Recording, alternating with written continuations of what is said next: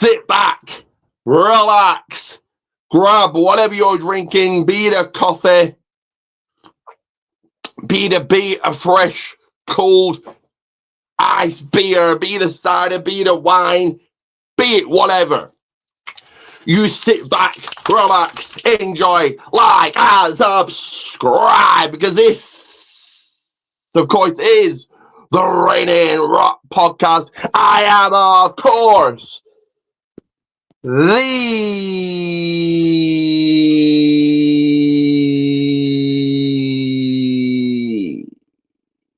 excellent one, Ricky Goldman.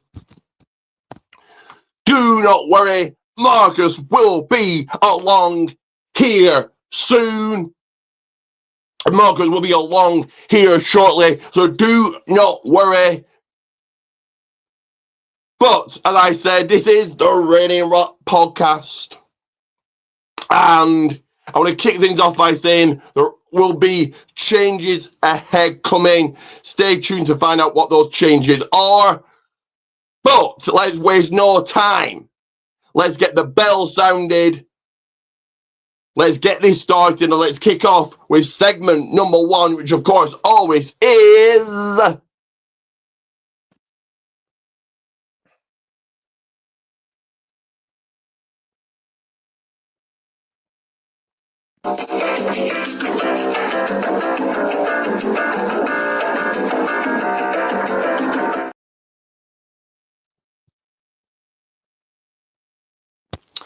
That is right. What's cooking at the table?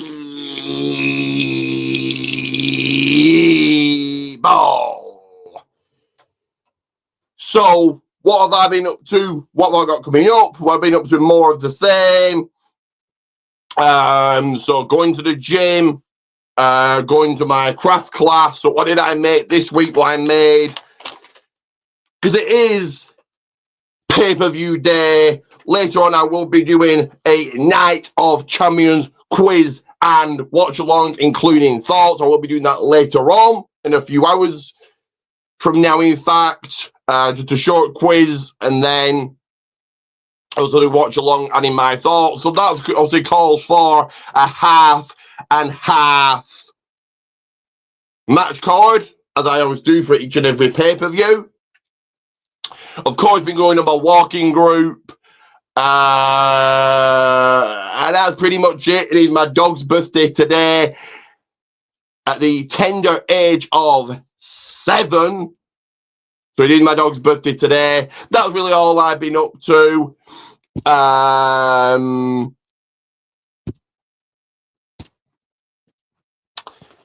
yeah, I've got kind of got more of the same coming up. More gym, more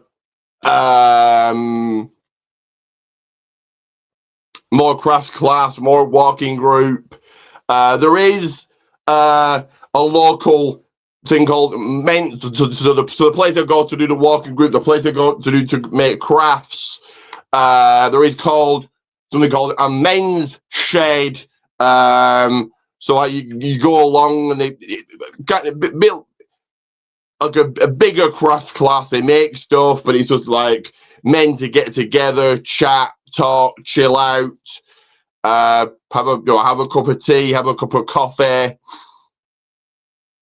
So yeah, I'll be doing that next Tuesday. So tune in next week to find out how that went. But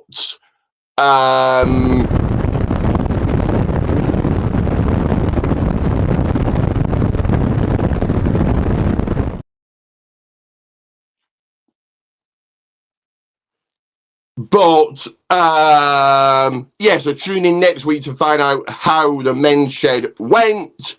But I'm not sure what that was. Anyway, moving forward, let's move directly into a duo of segments, a tag team of segments. And I'm actually going to send Marcus a message in a moment or two, but let me go through segment number 2, number 3, and then hopefully get him on for segment number 4, which you know what it is.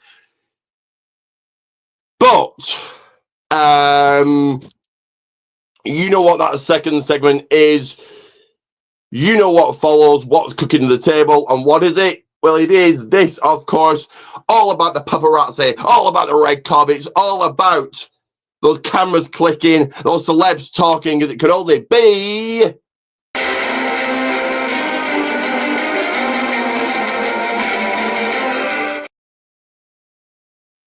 Hey, right, movie talk. So last week I did forget a movie that I watched. Last week I got it wrong, and as soon as I came off, I thought, oh, I forgot that movie.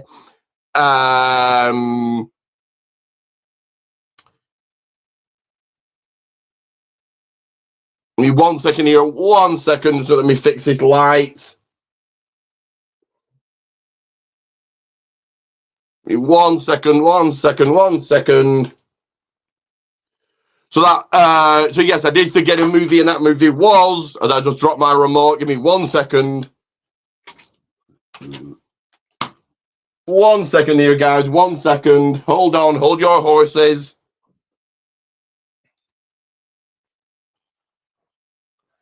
Give me 1 second. 1 second. 1 second. I'll be back on your screen momentarily, just trying to find my remote. Give me 1 second.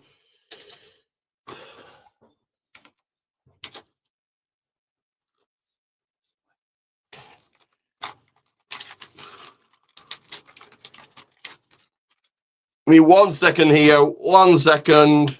Sorry about this, guys. Trying to find my remote. Have just dropped it. So give me a second to find that. Give me 1 second here. 1 second.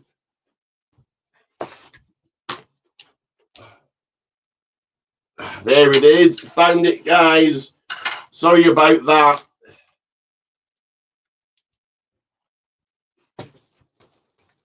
So yes, my apologies for that. Just sort of found the remote that I dropped, my little mini remote here. But so the movie that I forgot to mention last time is or was Fountain of Youth. Yeah, that was a good enough movie. Yeah,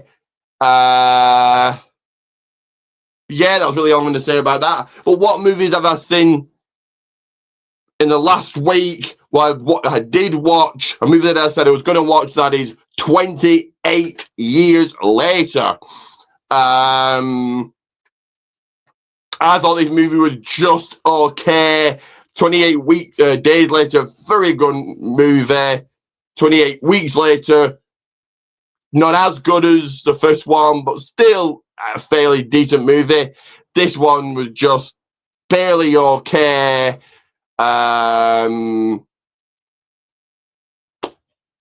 So yeah, it was barely okay.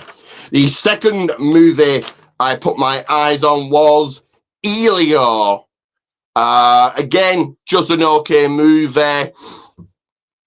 Really not much else to say, really not much else to add. So Elio was the second movie on the watch list. And the third one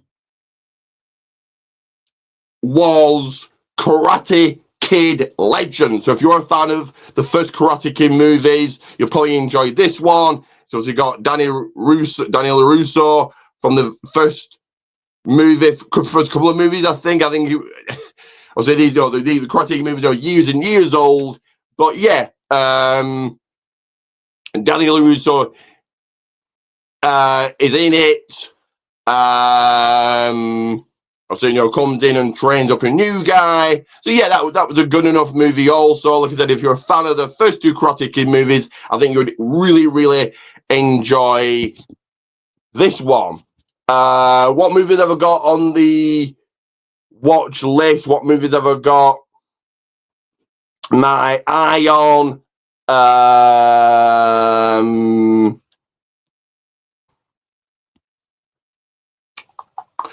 Formula One, the movie. I do want to watch that. Also, definitely John Cena's new one, Heads of State. So yeah, I want to watch both those two movies. Those are both on my watch list. So you'll have to tune in next week to find out, did I watch those two movies? If so, what rating do I give them? What I thought of them? Do I recommend them? So it's Heads of State, and Formula One, the movie. But as we move into segment number 3 here,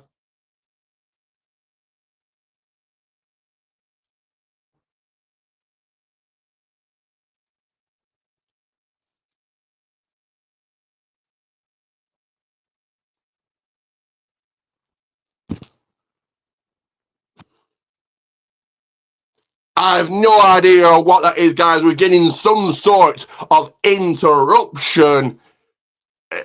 I think someone may have took over my stream. Someone may have took this over. No idea. My apologies. It seems we're in technical difficulty, or just technical difficulties, a technical issue, just like they did on SmackDown. If Netflix is going to have issues, I can have issues. So sorry about that. Really not sure what's going on here, but let's move in to segment number 3. As I say, Marcus a message to get him on to segment number 4. But let's move directly into segment number 3 right now.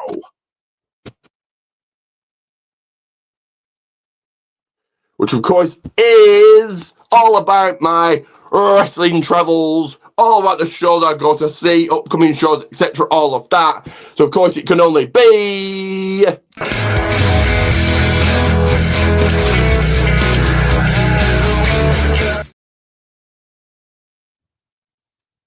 me 1 second, so before of course it is Wrestling Days Out with Ricky Goldman. But before I go over the last show I went to, or didn't go to, well, stay tuned to find out what happened there. And the next show I'm going to send Marcus a message to find out if he's ready. But give me a second here. Give me about 30 seconds, about 10 seconds.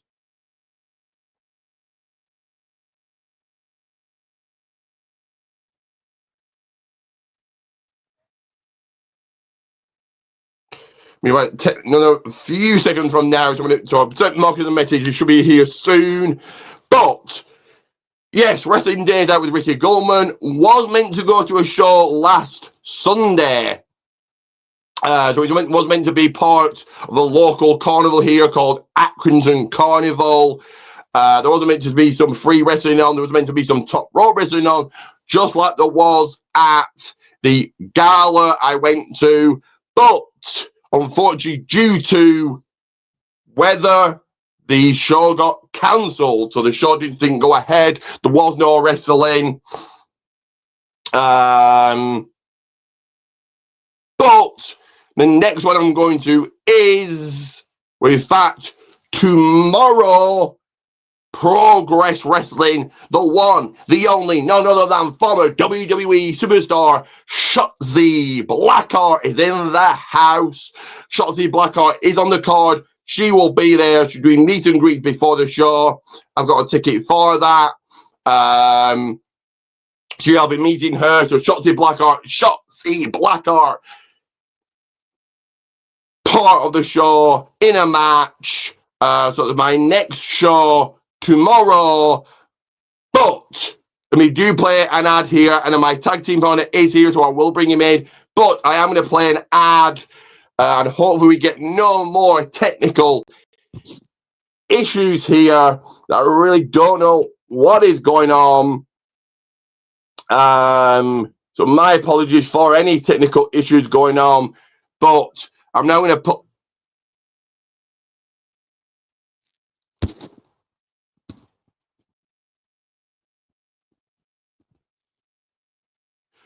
Again, I really don't know what is going on here. It seems someone is making their arrival. I don't know who that someone is, but yes, let me play an ad here, and then we'll get on to with segment number 4. But that ad is coming your way right about now.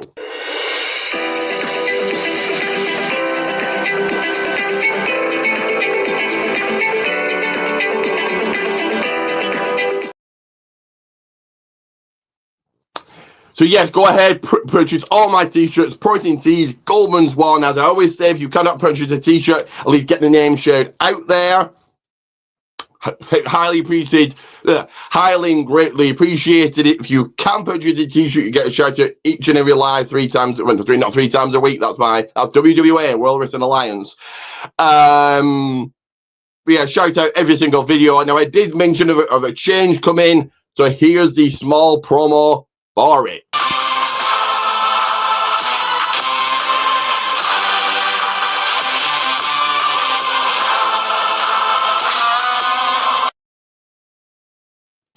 That is right, a change is coming. What is that change? We'll have to wait and see. Stay tuned to what that change is. It might develop throughout this show, might develop later on, my Night of Champions watch along and quiz and all of that. But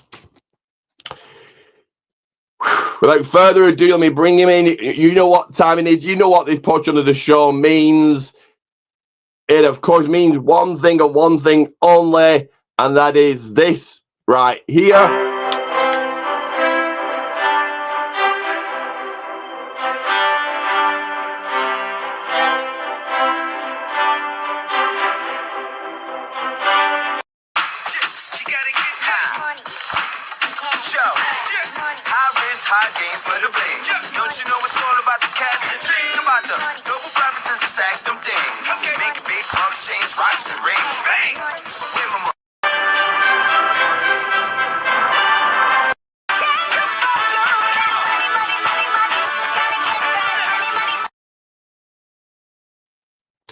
That is right.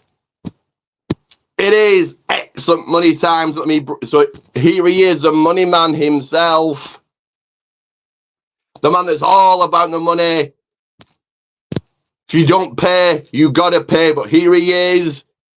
Say his name and he appear. Okay, he's relaxing. He's relaxing. It is Marcus. A nice little tranquilo. Y'all know the phrase that pays. If you don't pay, you're gonna pay. Tranquilo, like Andrade El Idolo. And how are you this morning? It's morning for you, isn't it? Yeah, it's morning. So, you know, I'm here. And, yeah. And just like SmackDown, it seems I'm experiencing technical difficulties. It seems someone is on their way, but who that someone is, I guess we'll find out as this goes along. Not revealing anything, guys, but you'll see who it is and what's going on.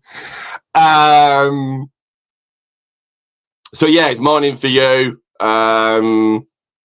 What have you been up to since you weren't on last week? I had to do this solo. So yeah, what have you been up to the last 2 weeks? Nothing. Been doing whatever I want.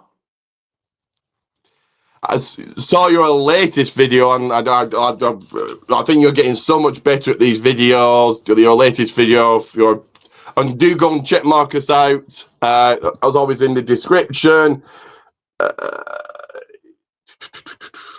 me find it quick as I can. There we go. There's his channel. I had to, do something a little different. So started my my new thing called Neighborhood Eats.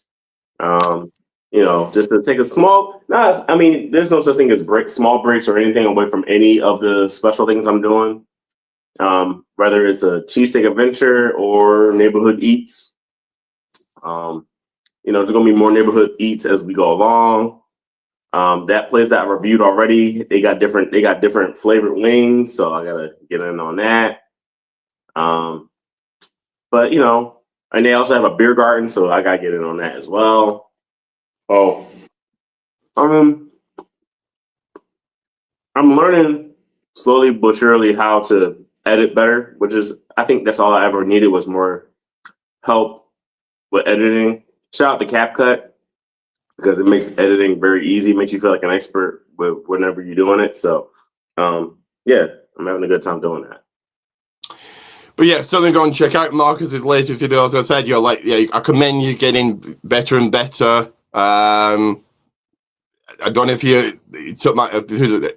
If I inspired this idea, or you had this idea in the works anyway, but eating at the restaurant and then a voiceover. So yeah, I thought that was a really, really good touch, a really good add to your videos.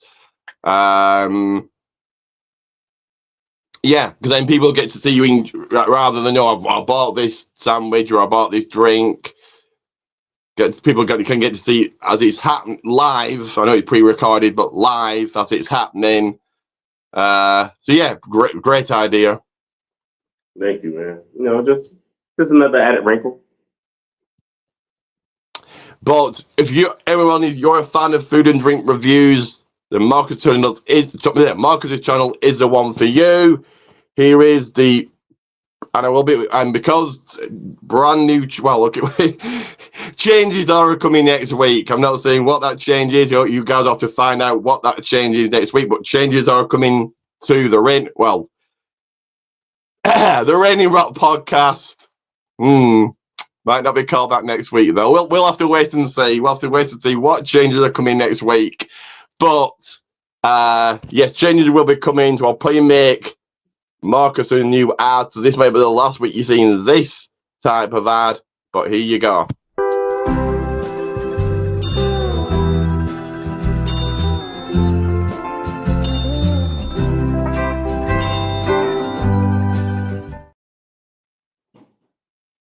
So yes, there we are. Like, subscribe to Marcus' channel, getting to the next milestone of 70. Then of course it's 80, 90, 100. It's easy, it's quick, it's simple, free to subscribe. And yeah, help Marcus, support Marcus. I try and drop a comment on each and every video, so you guys get yourself in the comments. Do you enjoy his food and drink reviews? Maybe you could inspire him to do more, or add something, or take something away. But yeah, feedback.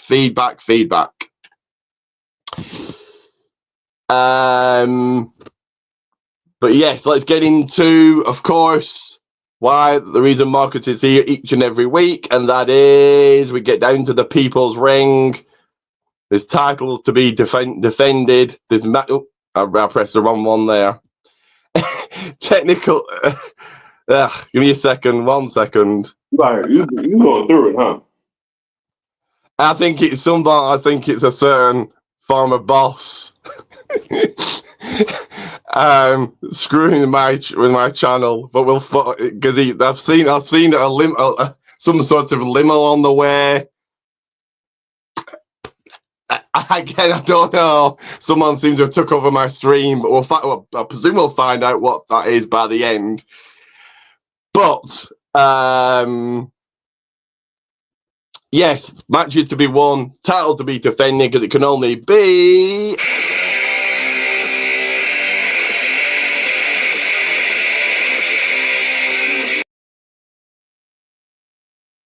That is, of course, Wrestling Roundup.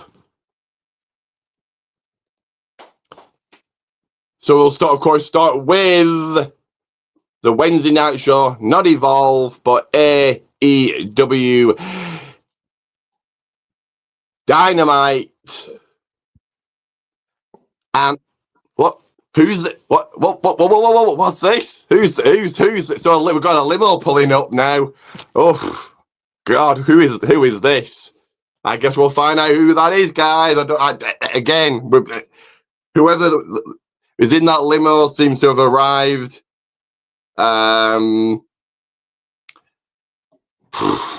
I don't know who that could be. Perhaps it's JB. I think it's JB. JBL's here to save the channel. That's who it is. But yeah, let's begin with Dynamite. So Will Ospreay as where Strickland defeated and beat Blake Christian and Lee Johnson. Okay.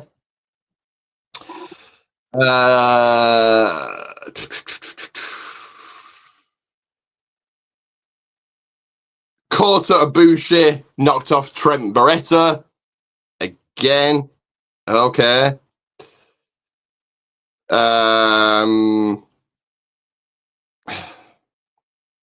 Fatal 4 match. I don't know how this is a prize, but the winner, because it's going to be a casino gauntlet match for both men's and women's at All In a couple of weeks. The winner got to go in as number 1, and that's a reward. Okay, like you want to be number 10 or however. I think they had 10 last year. I think it was. I don't know how many they had.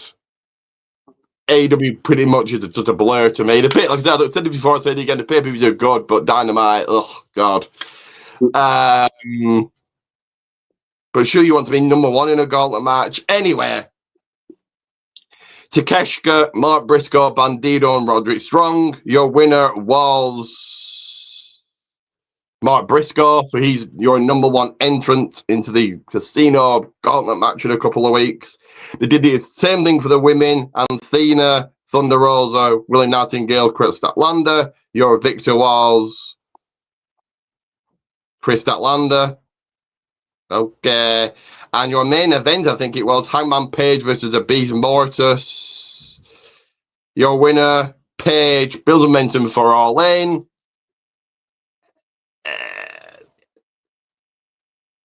Yeah, okay, I'll say above jobber, but here, any thoughts about Dynamite, Marcus? I mean, like you just said it, it's kind of weird. Like, wait, hold on. Like, why would anyone want to be first in a gauntlet match? Wouldn't you want to be last in a gauntlet match? Well, of course. That's why I'm confused by it. You and me both. I look at very quickly with AEW. I said it before, I'll say it again. Well, they've done. We're 6 months into the year, and they've done nothing. It might be bits along the way that I've gone back and watched on YouTube, but that's it. Just, I don't know. I don't know what AEW is. It's an indie company on TV, but they don't. Nothing makes sense. You have zero story. Even an indie company has some storylines. They're not as well written as well written. That's a laugh, but you know what I mean. As well written as WB can be. Mm-hmm. Still got a storyline going on at these indie shows. However easy, simple that storyline is. There's a storyline. AEW, it's just so random. Just Hangman Page, Beast Mortis, 2 fatal 4-way matches. Why are these having a match? Just there's too many toys. There's too many different people at AEW. I don't know. That, you know, and we might talk about this later, but I feel like the AEW roster is just out of control. Like how big it is and just how it's planned out.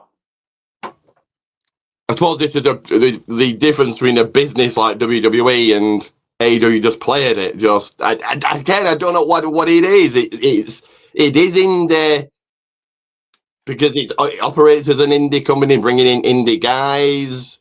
Right. It's an indie on with a TV deal. If it didn't have a TV deal, it would be an unknown indie. And very quickly, I said this last week. Mercedes Moné. 6 titles she holds now, which is ridiculous. And if she beats Toni Storm at All In, 7 titles, just what?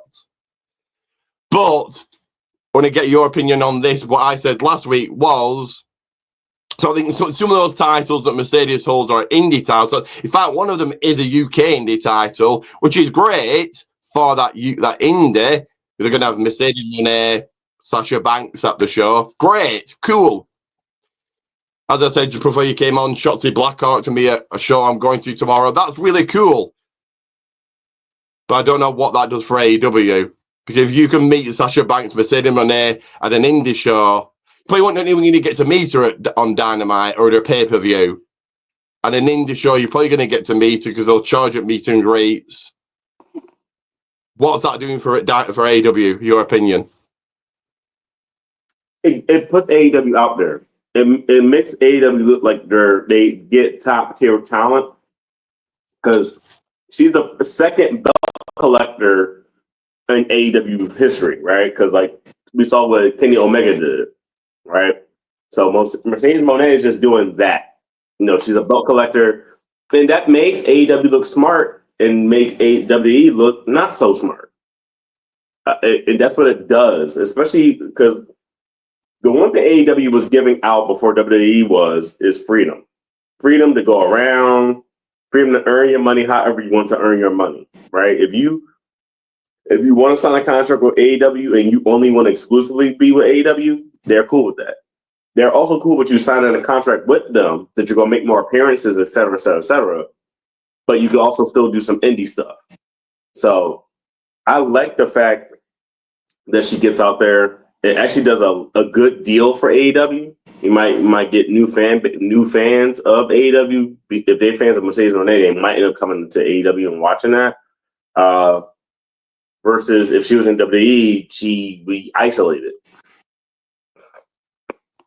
Possibly, but I agree with some of that. But if I'm, for example, the show I'm going to tomorrow, if Mercedes Moné was there and they said, "Oh, we're doing meet and greets, it's however much." Well, I've met her before, but would I meet her again? Probably. I don't think it does anything for AEW. It puts it out there, but he's only putting it out there to people that know about it already. So, if me and you were confused, a casual fan would switch on for 5 minutes and think, "What's going on? Who's heel? Who's face? Why are these matches happening? Bored, turn off, never watch again." Anyway, let's move on to the red brand of Monday Night Raw. Corey Graves on the commentary team replacing Pat McAfee. I think Pat McAfee's taking some time off. He's saying that WWE is a little crazy, a little hectic for him. He needs some time off. Fine. I like Corey. I like that Corey and Michael Cole work well together. Seth Rollins came out. Well, Seth Rollins and crew came out. He was just talking that, well, I'm who you should be thanking. CM Punk is back because of the hatred he has for me. I invented Roman Reigns. Everybody watch out. Goldberg watch out. CM Punk watch out. Cena watch out. Gunther watch out. I'm coming for you. Blah, blah, blah, blah, blah. Just more of the same. What I did like about this, he said that 1 minute the fans are singing along with his theme song, the next they're booing him, then the next minute they're chanting for Reigns, the next minute they're chanting for Punk. True, I suppose, but just it's wasted airtime. First match of the evening, Bron Breakker versus Penta. Bron Breakker going 50-50 with Penta. What is him doing joining this? What's him joining this faction done for either Bron Breakker, Bronson Reed? Why isn't Rollins out there helping Bron win in seconds? Cool. It was a cool match, but again, 50-50.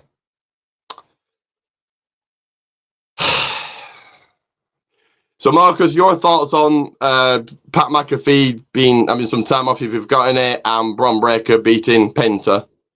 I mean, everybody deserves a break.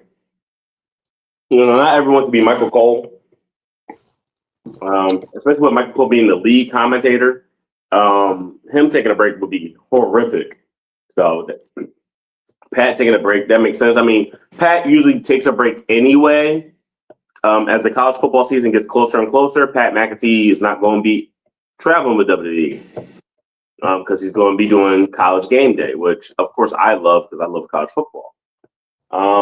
So, Pat McAfee's a family man, so he's due to do his family man thing. That's fine. I mean, Braun beating Penta, I mean, they've had good matches, and I would suspect that since they have a different clash of styles, that it was a good match. It was, but 50-50, beating Penta doesn't elevate. Just again, what has in it has a little bit in joining Rollins, current Money in the Bank winner, but also former world champion, and Heyman's up. But I see Heyman's just stood there because his whole thing is a mouthpiece, but Ronnie can talk for himself. Just it makes no sense. It's just and we still don't know why these are a team. We don't know why this is two months since WrestleMania. Why Heyman turned on Punk? Why he turned on Reigns? They've explained it a little bit, but they haven't really. Just again, if you apply any logic to this, it's just, that's why you said it. 50-50 makes sense because, I mean, in a real world fight, 50-50, you don't know who's going to win.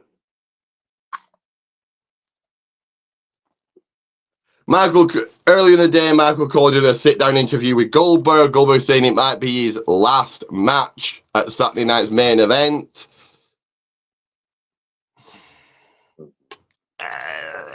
I'm going to disagree, and I think as stupid, as ridiculous as it's going to be, I think Goldberg wins at Saturday night's main event, and it's a rematch at SummerSlam. That's what they're going to do, because Gunther's got nobody else. There's no other top. There are talks of LA Knight, like the brand split, it means anything now.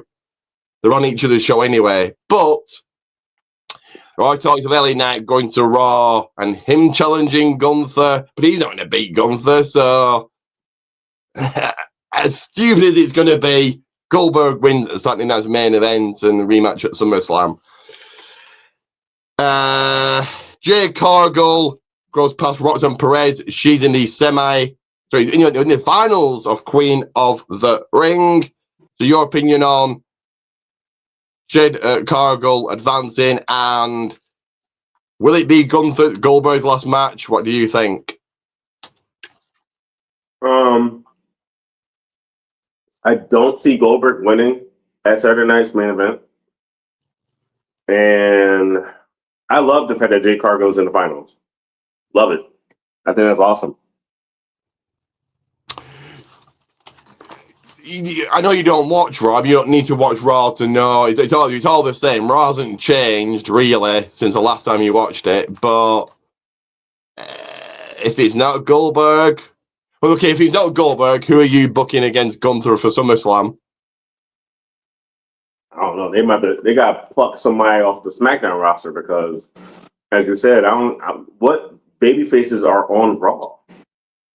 Unless, and this is so rushed, somebody gets Zayn. But leave it that. But what Zayn Gunther? You could go Zayn Gunther.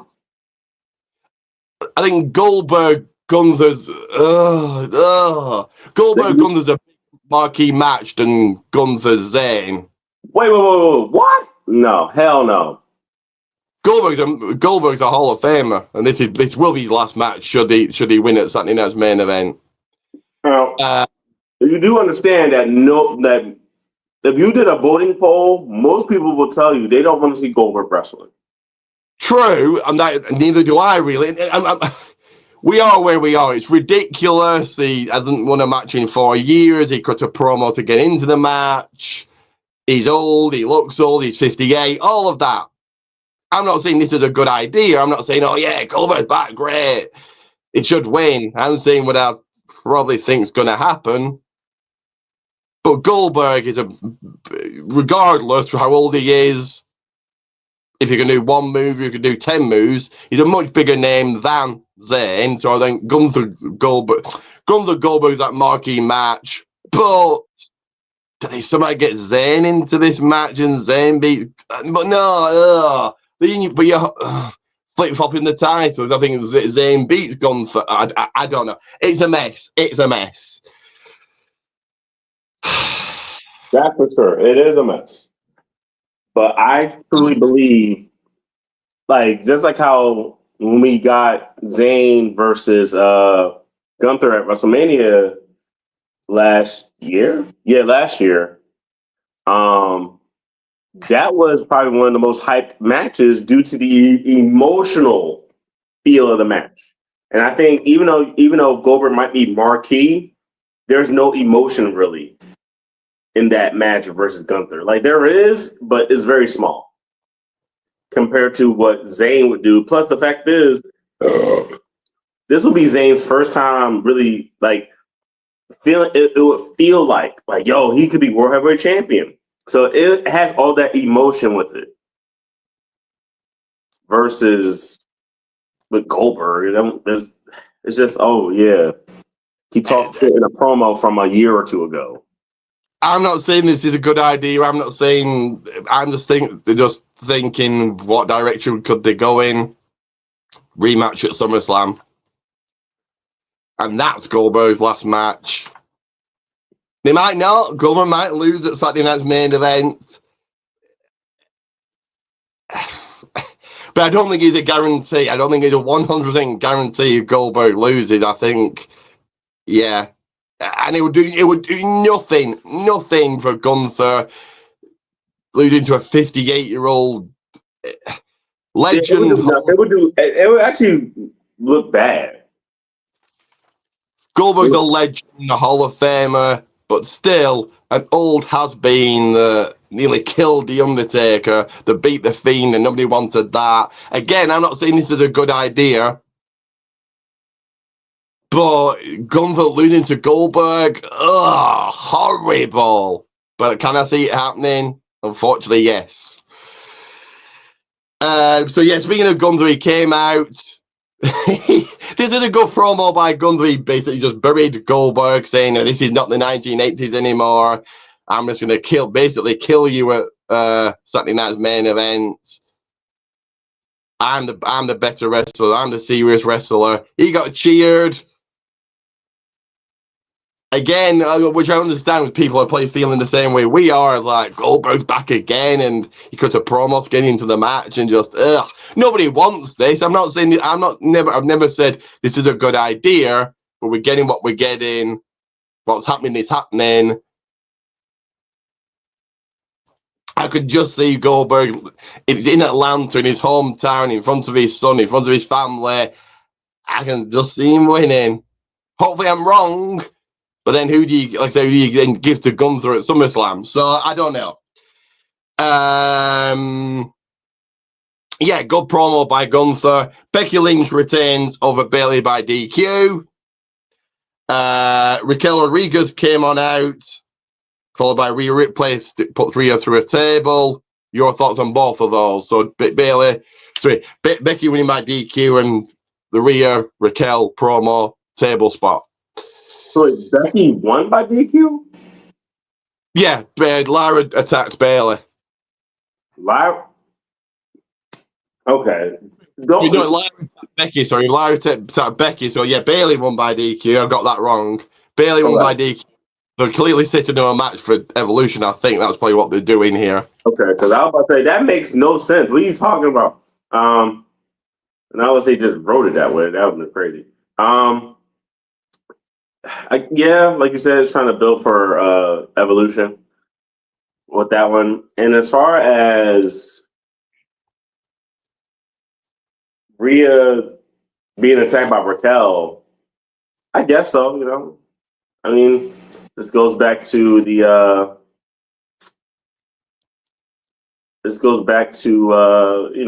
the days of the Judgment Day, and Rhea's problem with the Judgment Day and whatever. But didn't Raquel save Roxanne? Wasn't that the whole thing?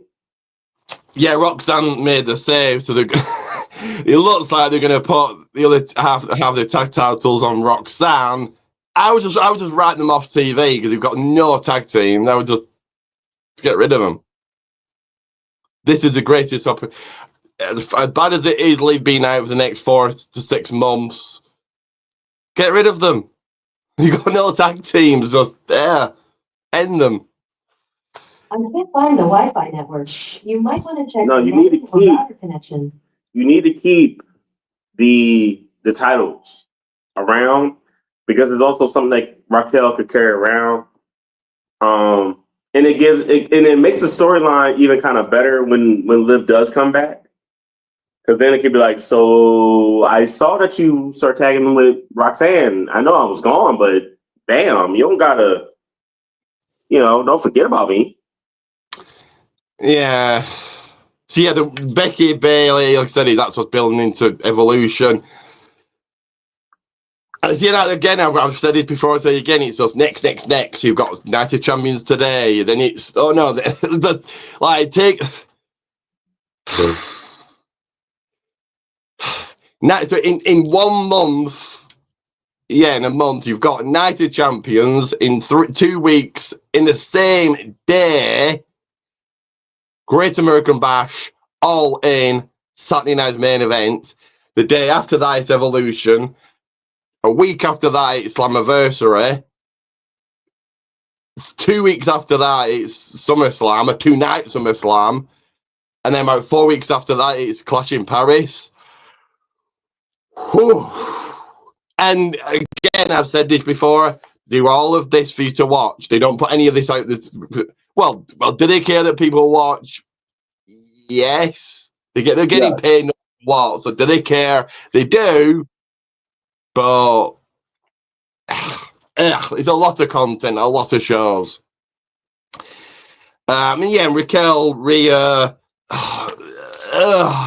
I've given my opinion. I've said right off the tag team title, but that's just me. And your main event also advanced to the finals to face Randy Orton later on. Cody Rhodes defeating Jey Uso. Okay.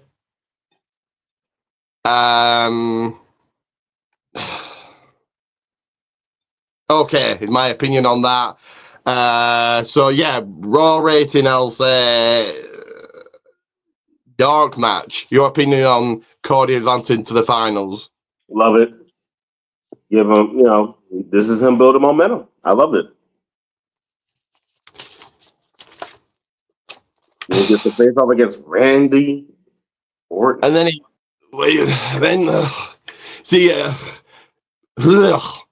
I would prefer Orton Cena over Cody Cena, even though we've just seen both.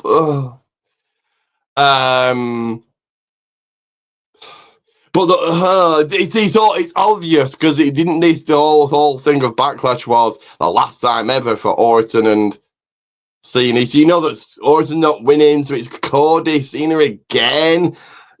Because he had such a brilliant match at WrestleMania. Oh no, they didn't. Now whether that was deliberately meant to be bad because Cena wants to ruin wrestling, regardless, the outcome, it was a bad match. It was a horrible main event. They got overshadowed because The Rock wasn't there. Travis Scott was there. People want to see that again? Oh, God, no. And then either Cody loses or he beats Cena. And then I think Cena goes face for the next however long. And he let Rollins cash in straight away. We've currently got one heel, two, Cena and Rollins. That's it. WWE just don't learn things. They just, let's do this match again. Yeah, the writing is getting kind of lazy. Like, didn't they learn that Cody was, again, taking opinions out about Cody, facts are facts. He was champion for a year. Who talks about that? Nobody. They talk about how boring his title reign was because of lack of heels. Hello, we've got even less heels now. And why did Cody need to win, which he's probably going to win King of the Ring? Why could he have just done what Goldberg does and cut a promo or attack Cena backstage and so he gets his rematch? Just a whole waste of time. To get Cena Cody again, that was such a great match at WrestleMania. They learn nothing. The writing is lazy. They're writing the show too fast. Right? Like you said, it seemed like they're just pushing the envelope forward. There's barely any building. And then it shows with the product on TV. And you know what it is? I think, and this is just my opinion, but that's what we do on the show. Give you the people our opinion. I feel like the Netflix deal fucked this all the way up. I feel like, because here's the thing, and maybe this might be my lack of knowledge of knowing how TV contracts work versus a streaming service contract, but this is what my assumption is. So when it was on the USA Network looks at the numbers, right? They got executives that saying, okay, I need you guys to write this show better or slow it down or whatever the process is, because we want more eyeballs on the product, right? Because Monday Night Raw was competing against depending on what time of the year it was, you're competing against Monday Night Football. You're going up against NBA, the NHL, MLB. Like, you're up against other things that's on television. So they wanted to make sure that Raw was the most watched thing, so Raw will be interesting, right? They were writing so that Raw is an interesting thing to watch in comparison to the other things that might be on. With Raw being on Netflix, the whole viewership numbers gets messed up, because now it's either you gotta look at it from the perspective of when it's live, or maybe a day or 2 or 3 later when the episode is on Netflix and you can watch it at any time. I've said that before, that the Netflix deal screwed up how the show is written, in my opinion. And that's why, like, if we're ranking the 3 WWE shows, not counting Evolve, obviously, but we're ranking like the main shows, NXT is at the top, SmackDown, then Raw. And with SmackDown going to 2 hours, SmackDown's about to look so much better. And Raw's going to be in that last place slot, because the Raw writing team doesn't need to be good at it, or they don't need to really write it intricately, due to the fact that it's on Netflix. Yeah, so I think you can watch. I have watched it. Bits on SmackDown I've missed for whatever reason, or just gone back and watched just to see, like the Cena promo. I mean, not on Netflix, but I watched it on SmackDown just so I could watch that again. But on Netflix, you can watch it as soon as it's gone off live. I don't think Netflix are happy with the numbers. That's why people like Nikki Bella and they see Goldberg as a draw. And I suppose did it pop a rating? Probably. And I think that's why people like Nikki Bella. Goldberg is back. Trish Stratus was meant to be coming back. I think she's coming back to be part of Evolution. But something that Vince Russo says, and again, some people hate Vince Russo, some people love him, some people are indifferent. But something he says, they keep going back to the well. What happens in 10 years' time when there is no Cena, when there is no Goldberg, there is no Trish, Nikki Bella, whoever? Who's left? Reigns will be gone by then because he's got 1 foot out the door already. Who's left? What, Cody? No, Cody's not a star. You can't. No. Zayn, Gunther. As much as I like Gunther, no. Well, the answer is very simple. Who's next up? Look at the NXT roster. That's who's next. In the next 10 years, it's Oba Femi, it's Javon Evans, it's Roxanne's kind of now. It's Trick, it's Lash, it's Jordan Grace, it's JC Jane. No, I mean Jade. I mean not Jade. What's her? Jada Parker. Right? It's a whole litany. Like, WWE has a great developmental system because they learned from WCW's past that you can't use stars of old forever. But what's happening is the writing. It's not nothing to do with the superstars. It's the writing. Raw's writing is ass. But we need to push this forward and go over to the next show, which is, well, I just talked about them. The people that are next. So we talked about NXT. So did you watch NXT? Do you want to kick off what the first match was? I watched a bit of it. I don't even know the order. So the TNA World Championship, Trick retained against Josh Briggs. Then Joe Henry returned, attacked Trick. So I'll get your thoughts on that in a second. And the next match was Javon Evans over Tavian Heights. Your thoughts on both? It's good to see good old Joe Hendry back. Because he got embarrassed. Got embarrassed that when he lost the championship, because obviously, right? Your boss was there, you lost. And he also showed that Triple Mania, which he got a big pop, by the way. And he didn't even use his regular version of his song. He used this one guy. He has like a Mexican band. He used their version of his song for his entrance, which was so cool. That was so dope. Shout out to Joe Hendry for that one. It was cool seeing, knowing that my man Joe Hendry came back.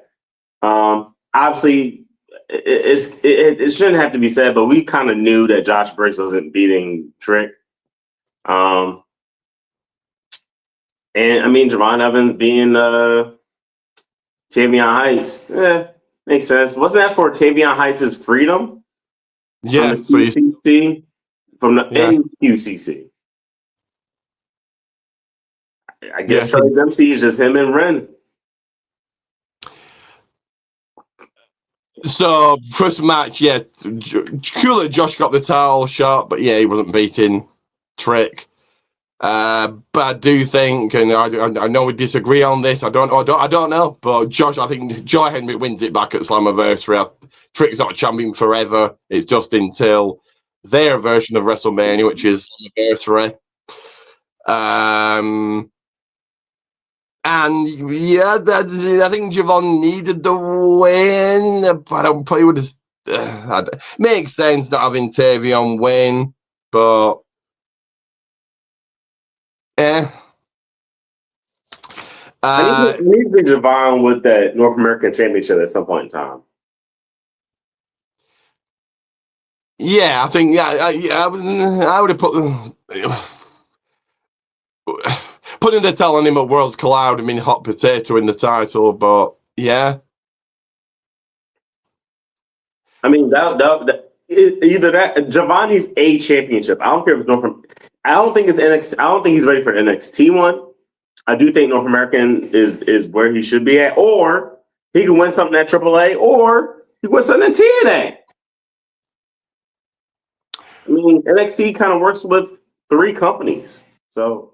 And it's still a championship if you want to count it or not, because a certain somebody's injured, which we'll get into in the news, and that's the only news story of a certain injury. But so very interested what they'll do with the Speed Championships. They come up with the Speed Championship on Javon. Why not? It's still a title in WWE, so maybe do that. I don't know.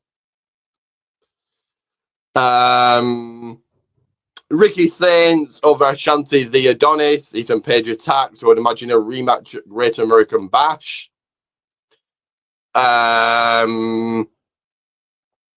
Obafemi comes on out, then Yoshiki Inamura interrupts. Jasper Troy attacks Yoshiki. Match next week. Jasper Troy, Yoshiki. Winner goes on to face Obafemi at Great American Bash. Yoshiki probably wins that. We've just seen Jasper Troy over. Yeah.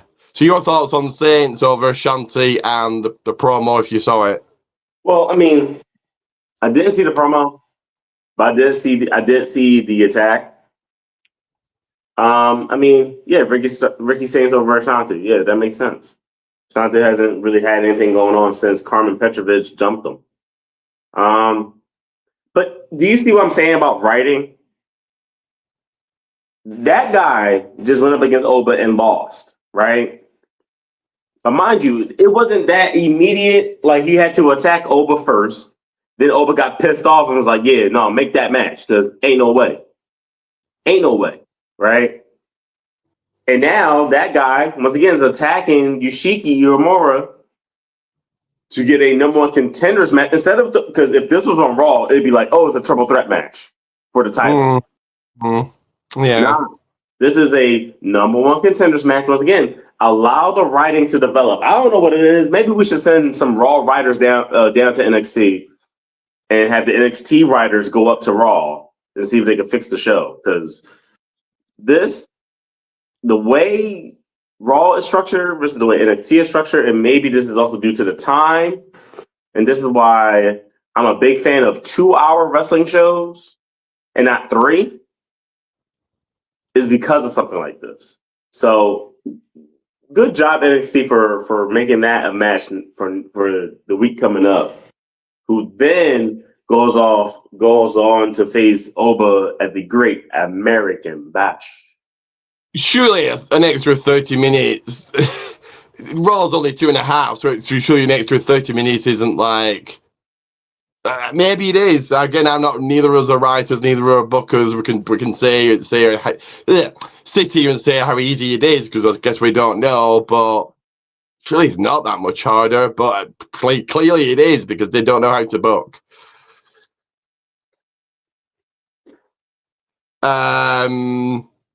Stacks is your new. So unfortunately, Noam Dar injured, so that's not good. He's probably on his way out. Ugh. But new Heritage Cup champion Stacks, yeah, cool. Why not? And your winner of the Fatal 4-Way, Jordan Grace defeating Izzy Dame, Jada Parker, Lash Legend. Now goes on to face JT James for the title at Evolution. My rating, just above dark match. It was better than Raw, but yeah. So your thoughts on Stack becoming new champion and Jordan Grace being number one contender? I like the fact that Stacks is kind of following in Tony's footsteps. Remember, Tony at one point in time was Heritage Cup champ as well. So that's actually kind of like agripo. And then Jordan Grace winning that. I mean, of course, I had 2 other options that I would like to win, but the match was good. Those ladies know how to put on a good performance. Like I said before, Shawn Michaels knows how to develop some talent, especially female talent. He knows what he's doing. But Jordan Grace this is the perfect time for her to go after the NXT Women's Champion. Like I said before, JC Jane is probably one of the weaker champions. It's no offense to her. It's just, if you look at the women's division in NXT, first of all, she's the most unlikely of champions. That's 1. 2, against Jordan Grace, who's a former TNA Knockouts champion. Yeah, JC, you got a heavy lift. I can't see them having Jordan lose. I said when the last time that Jordan got a title shot, she was winning. Was it Battleground? I think. Yeah, against Stephanie. Yeah, but he was, and I said, Jordan taking the title there, but no, she didn't. So I think she takes it here. I can't see her losing again. I know they planned to bring her up to the main roster, but no. Give her more time. She still needs time to cook. And I think that's the thing, right? I love that, for the most part, if you're coming from AEW or TNA and you're like a younger-ish person, go down to NXT so you can learn the WWE style. Because, all right, I'm going to give you another person that is going to get called up. I feel like it's going to get called up soon. Ethan Page. Though Ethan's not the youngest of guys, I think he's 35, but he's not the youngest of guys. He still had to learn the WWE style. But he's definitely 100% ready for main roster. Yeah, but that would mean him losing back to Saints or whoever, loses the title to whoever. I didn't say when he was getting called up, but I do feel like he's ready for the call up to the main roster. So your rating for this week's NXT? Mid-card. Okay. So very quickly we'll speed all the way through the next two matches. So 2 matches on speed. Alba Fire knocks off B-Fab. Cool. And Thea Hale defeats Nikita Lyons. They'll meet in the finals. Again, Cool, I'll say, opener for both. On Evolve, Keanu Carver knocked off Ice Williams. Kendall Gray did the same to Zora Zaka. Cool. Stevie Turner came out. Dante Chen from NXT is now part of Evolve. Why not? You're doing nothing with him on NXT, so great move. Idris Enofe came on out, and then in a last woman standing match on Evolve, Kylie Ray over Wendy Chu. I'll give that an opener also. So on to Friday Night SmackDown. So Michael Cole's on commentary. Now, on the Netflix feed, it was Cody came out, Randy Orton said about 3 words, and then 40 minutes of technical difficulties. It was horrendous. And, and then they come out of commercial break. No, they come out of that, sorry. Show about a minute of Solo and JC backstage. Show a minute of JC and Solo backstage. Show a promo ad like for t-shirts, and then another commercial break. Just like you couldn't have written it. You just got 40 minutes of just like the message you put on screen would be right back, and like the thing they put on screen for Netflix. I don't know if that's the same for the USA Network, but they put like Cody, The Rock, Reigns, Bayley, etc., on screen, and it's just like filler whilst in the commercial break. So you had that, and then you had more of it. It's like ugh. Apparently there was an issue in the arena. So I've never ever had that ever in my 25 years of watching wrestling. I remember, was it a Raw? I don't know if you remember the Raw. It might have been in winter, it was like a blackout. And nothing was working. I don't even think the in-house microphone was working. So you couldn't even announce it till about an hour in, and they said, "Oh, sorry, we're having technical difficulties." Remember that Raw? I do not. I think only a few the lights or the spotlights were working, but the Tron wasn't working. The microphone wasn't. They couldn't even explain what was going on. The wrestlers were coming out to nothing, but yeah, it was very surreal. I think it was winter time, and I think that's what it was like, weather issues. But yeah, but this is the first time I've had 40 minutes of nothing, so I was just sat there waiting. JC Mateo over Jimmy Uso. Okay. Then Solo, JC went after Jimmy. Jacob made the save. Your brand new women's US champion Julia knocking off Zelina Vega. So you wouldn't have got the technical issues, will you, on the USA Network feed? I'm not sure. I didn't watch it.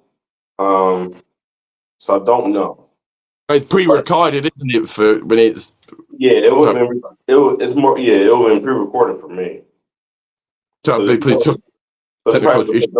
Probably took those out. Zia, your thoughts on JC over Jimmy Uso and Julia as a new women's US champion? It seems like they're trying to give JC Mateo some momentum. I don't know. This is a very underwhelming pickup from WWE just as a whole. I'm sorry. Just very underwhelming. Maybe he should have been in NXT first. I don't know. So people could so more the WWE people can know who he is. If I can't remember, I said this on his debut. I would have put him on Evolve personally. That would have been a big name for Evolve. We're like, oh, it's whoever on Evolve. Like, oh wow, I would have done that maybe. I don't know. Certainly wouldn't have brought him to the main roster, but that's just me. Yeah, I mean, once again, WWE's banking on hoping that their whole wrestling base, their whole fan base, only knows wrestling. And when I know you were excited, but I was like, who the fuck is this guy? Yeah. And I'm sure that other fans felt the same way I felt because I've never seen or heard this man before in my life. So, Yeah, I don't know. So him just showing up, and now he's in the bloodline, and he changed his name, and it's just like, well, how? What? Okay, guys. Yeah. Your thoughts on Julia becoming new Women's US Champion? Oh, I love it. I like it a lot. Because Julia, she lost a little bit of momentum being called up, and then turning heel, which was a little weird. But I think now she has fully rebounded into her role, which is good. You know what I mean? It takes a little bit to get used to it. But also, I also want to say shout out to her learning English. I don't think people understand how great it is, especially in WWE, to be able to speak the language because that helps you get elevated faster. Remember what Vince said when he was on the Stone Cold the Broken Skull session.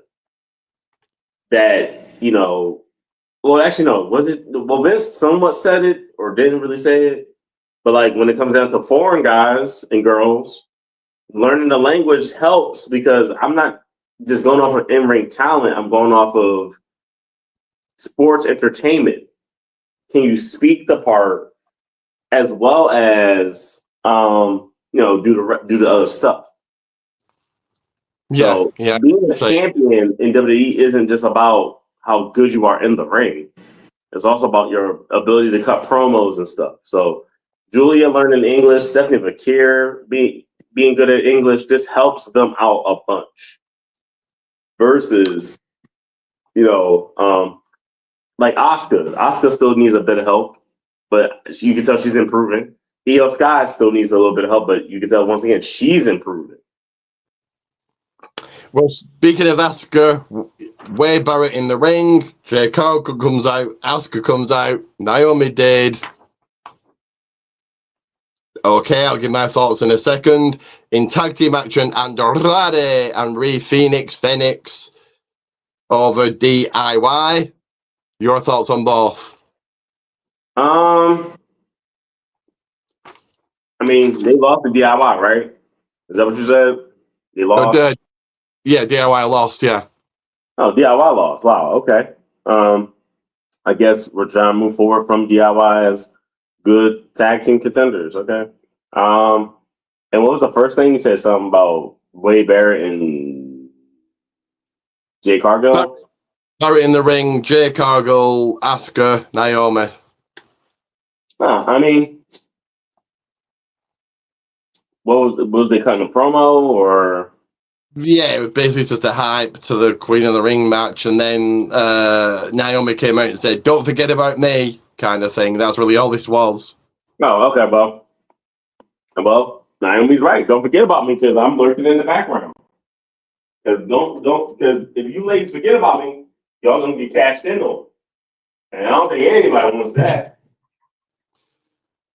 No one wants to get cashed in on. So, you gotta be aware of Naomi. Because she will always be in the background. And you guys are getting a live food and drink, well, not review, but who knows? Marcus may do a live review as we speak. I don't know. You guys will have to wait and see. But yes, the Jade Asuka Naomi was just basically building to the match later on today, and Naomi saying, "Don't forget about me. I can cash in anytime."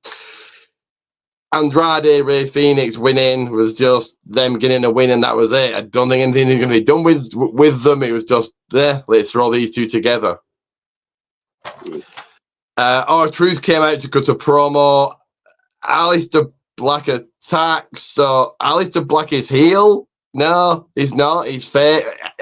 Again, if you try and make any logic out of this, it's like, what's going on? So R-Truth is face because he's feuding with Cena. So Aleister Black is heel because he's apparently in a feud or a slow building feud with Priest.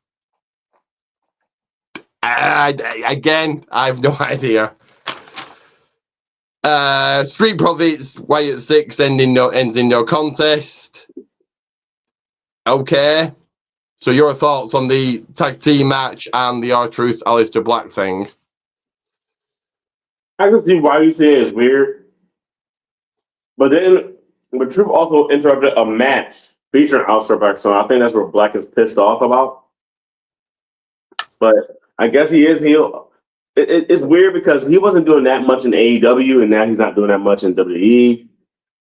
But I think the expectations that people had was he was going to come back to WWE and be this contender for a championship. But the real case is that's not true. I think Aleister Black's character is always just so complicated when it came down to the main roster. As I said this last week, obviously for Aleister Black, this is great. It's his choice. He could have stayed in AEW. He could have gone to. Well, he got released, didn't he? I don't know. I have no idea. But okay, he could have gone to TNA. For his release. Maybe he did. I have no idea. But he could have gone to TNA. He could have gone to the Indies. He could have just sat at home. But obviously, he thinks this is a great idea coming to WWE. I think what a complete and utter waste. But obviously, he doesn't think so. So fine. And yes, the tag team match, Street Profits, Wyatt 6. Your thoughts? Ended in a no contest. It sounded like it should be a good match. The match was okay, but I guess the referee lost control. A second last woman standing match of the week. This was actually a good match. It actually felt like an actual fight. But Tiffany Stratton, Nia Jax for the women's title. Tiffany retains, and very smart because Naomi tries to cash in, but Tiffany keeps hold of the briefcase, so Naomi can't cash in. Very smart. SmackDown going back to 2 hours. That's been made official. As I said this last week,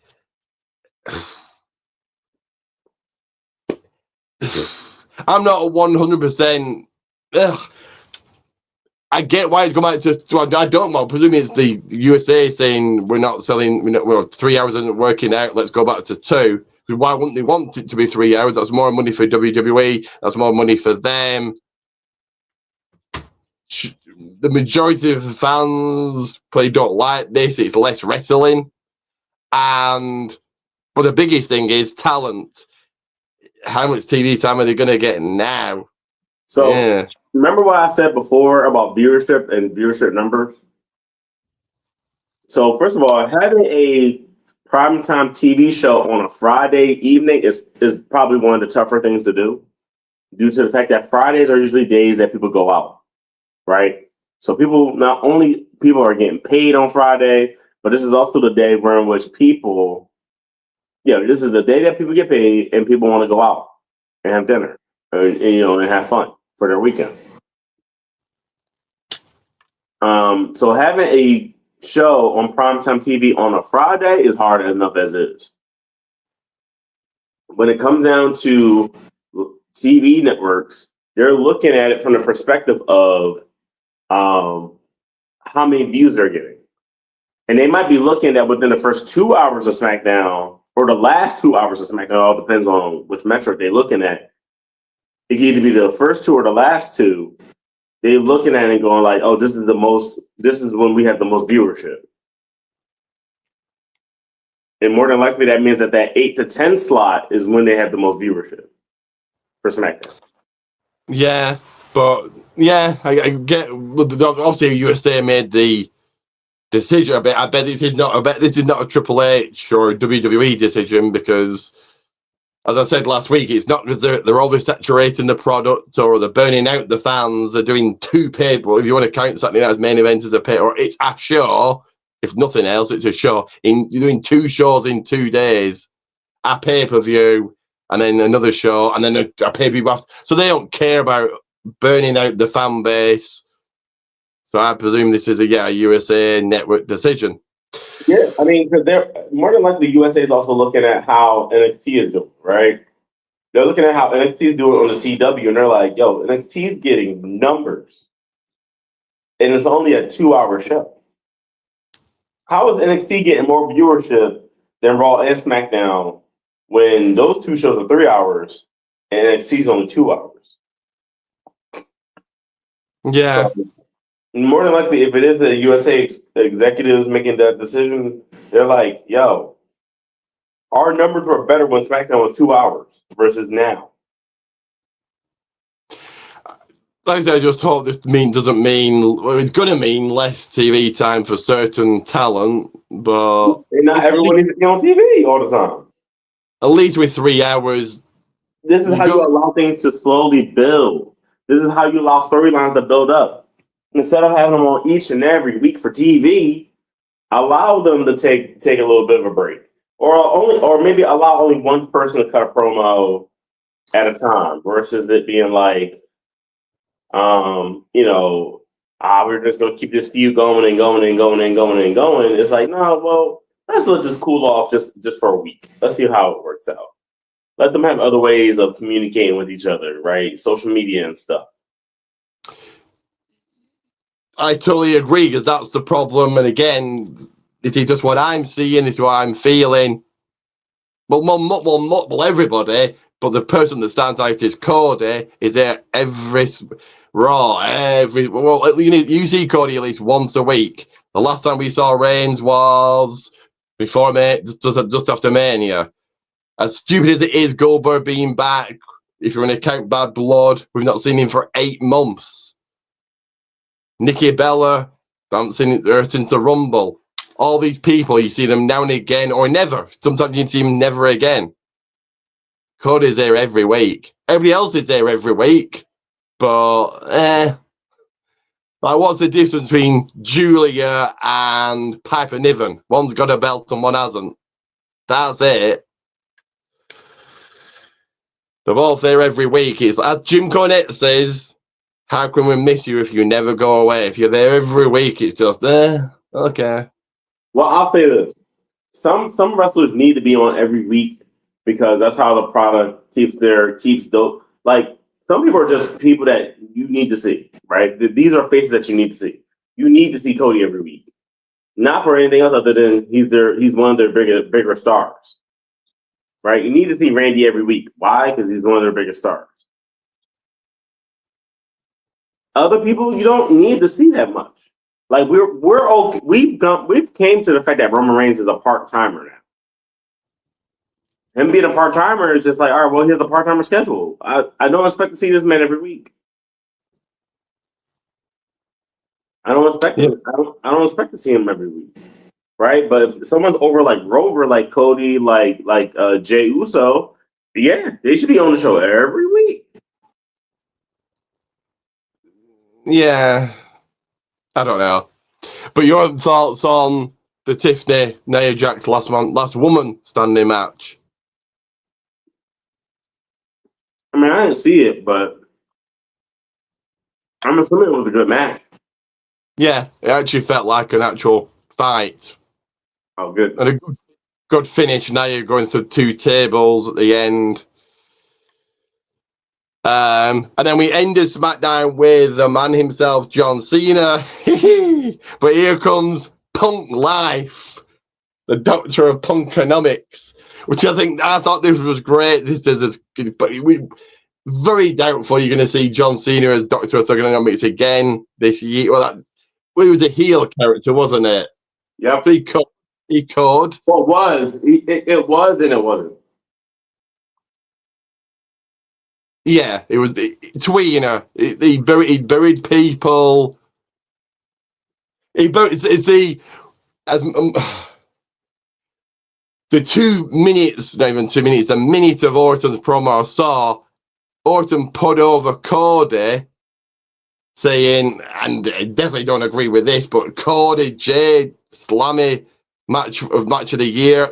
Hell no, it was an okay match, but match of the year, no way. But he put over Cody, saying, "Oh, you beat Jay. It was match of the year." Then it went off, but that's what should happen if you're going out and saying your opponent's a loser. I can easily beat them. You're nothing. You're beating nothing. You're beating a loser. So Cena, when a Doctor of Thugonomics, I feel like he booed a lot of people, but it was funny. But back to this, very funny. Punk saying he buries more people than the Undertaker. If this place WWE hired back my ex Nikki Bella, I'd be retiring too. So sort of like a few killer lines. We said this is as close as we're going to get to Cena being Doctor of Thugonomics in 2025. We could see it, but I doubt it. Yeah, good end. Opener. Did you see the promo? If so, your thoughts on it? I saw the promo this morning. Some of it was cringy. Some of it went over people's heads, but for the most part, it did super well.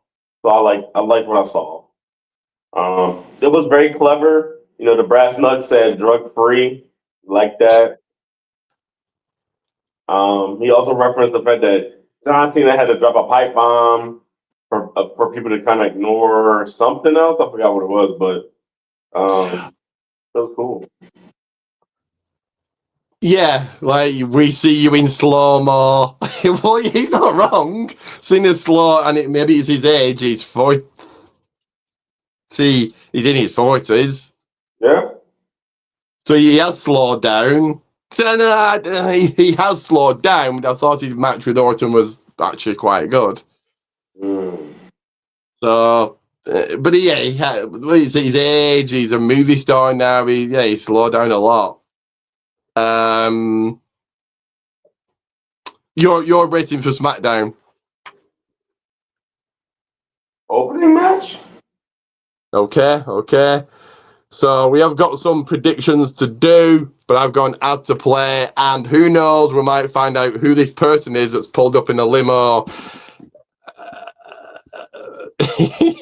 We'll find out though who that person is, but let me play this ad right about now.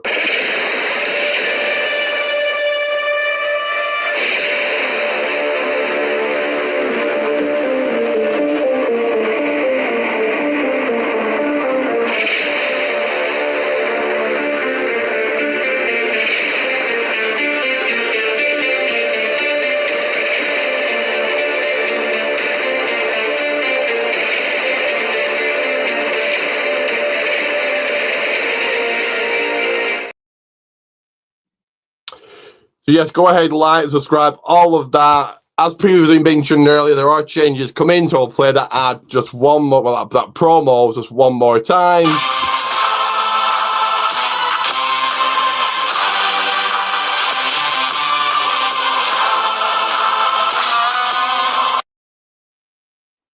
So yes, changes are coming. What? What? Who's that? Wait a minute. Whoa! What's he doing here? So that's the way it is. That's who's in it. Whoa! So we got what? So I can't believe he's here. Anyway, we'll find out what that is. But yes, changes are coming. And I've got a few more ideas to add to the channel. Yeah, but I can't believe that person is here. We'll find out why he's here. But we have got some predictions to do. So let's get those done right about now.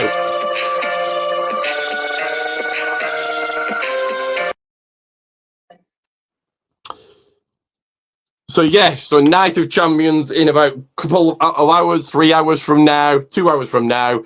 So it will be Karrion Kross one-on-one with Sami Zayn. Kross should win, but I think Sami does. Who have you got, Marcus?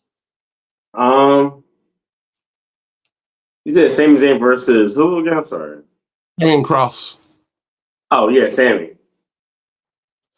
In a street fight, it's Rhea Ripley, Raquel.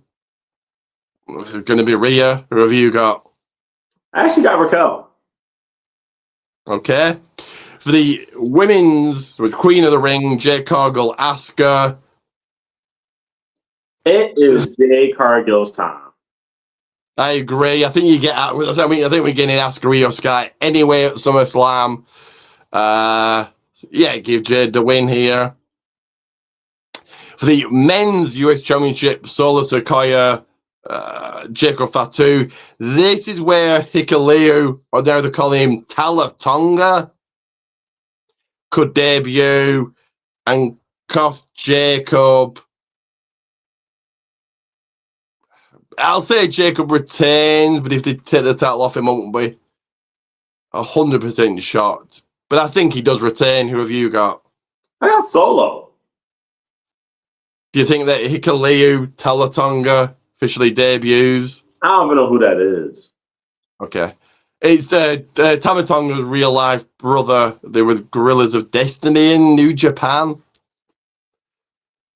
Okay. And your King of the Ring, Cody Rhodes, Randy Orton. It's going to be Cody, but okay. Yeah, I got Cody. And your main event, or CM Punk, John Cena for the undisputed WWE title. Cena retains. Yep, I got Never Seen 17. Even though Cena's going to retain, but it would be interesting to have Punk win, and Rollins cashes in on Punk, and then they feud over the title. That would be interesting, but I don't think they do it. I think Cena retains, and that's it. Do you see a cash in happening? No. So yes, that is predictions done. And we have got only one news story to talk about. And we'll find out why a certain Mr. McMahon is here. We'll find out here shortly. But it is time for this.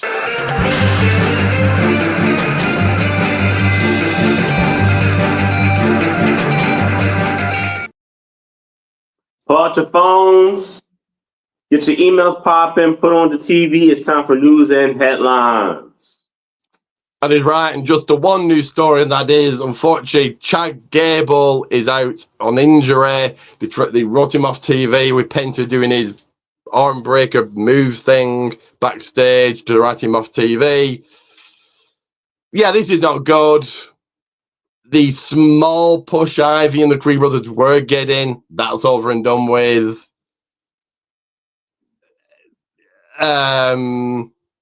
Yeah. And a certain Mexican superstar, El Grande Americano, I'll be interested to see what they do with him now. People are saying they put Kaiser under the mask. And then they can say, wait, what? And then next day, we told you so, it wasn't Chad Gable. So yeah, he's not good. Well, he's never good wrestlers getting injured, but yeah, not good. Your thoughts, Marcus? First of all, why? Listen, El Grande has a whole different injury. It's similar, but it's not the same. I'm tired of y'all doing that. It's not the same injury. Yeah, no, I mean, Chad Gable's a workhorse. He's our modern day version of Kurt Angle, and he's so good. So I hope Chad has a speedy recovery, and that when he comes back, you know, he once again proves why he's probably one of the best in WWE. Do you think this means a small push that Ivy and Creed Brothers were getting? That's over and done with. I mean, right now, because American Made as a stable is kind of non-existent right now due to like their leader being out. They were somewhat lost in the shuffle now. They're probably not even going to get that. They're not even going to get anything. It's just, what do you do with them? Right, that's the hard part. What are you going to do with them? And they got to figure that out. So yeah, speedy recovery to Chad Gable. So you got Chad Gable, Liv El Grande out, Liv Morgan out. Wow, Zoe Stark out.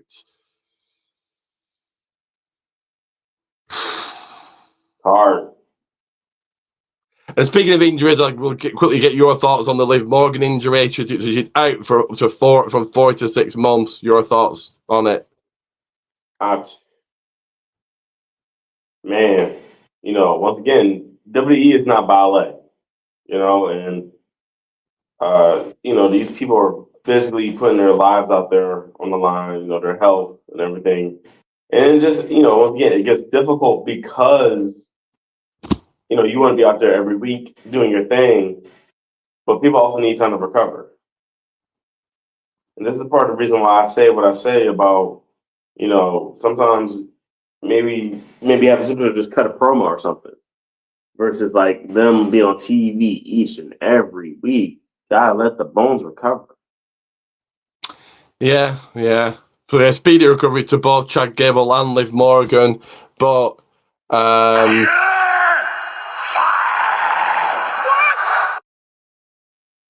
oh, that's why he was here. I'm fired. I just been fired.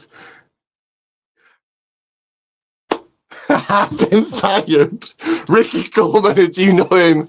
Has been fired. But we'll find out next week what that means for me. I'm devastated. I'm fired. That's me done.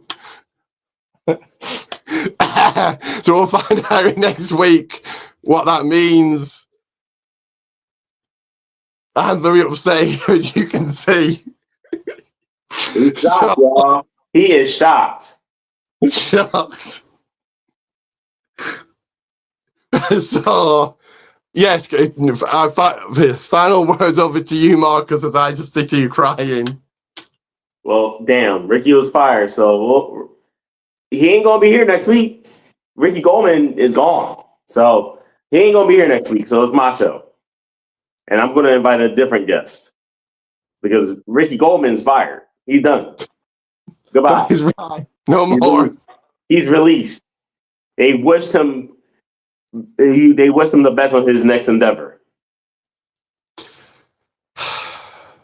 So we'll find out next week what all of that means for Ricky Goldman gone. There might be someone new here next week. We'll have to find out. It happens, y'all. People get fired. People get let go of. But they brought in the big guns to fire him. So yeah. But do tune into my Night of Champions watch along, quiz and watch along in about an hour and a half from now for Night of Champions, of course. And we'll see you next week. New changes coming next week. Tune in next week to find out what those new changes are. Like and subscribe. And always remember, for the final time, if Ricky, I'll speak for him.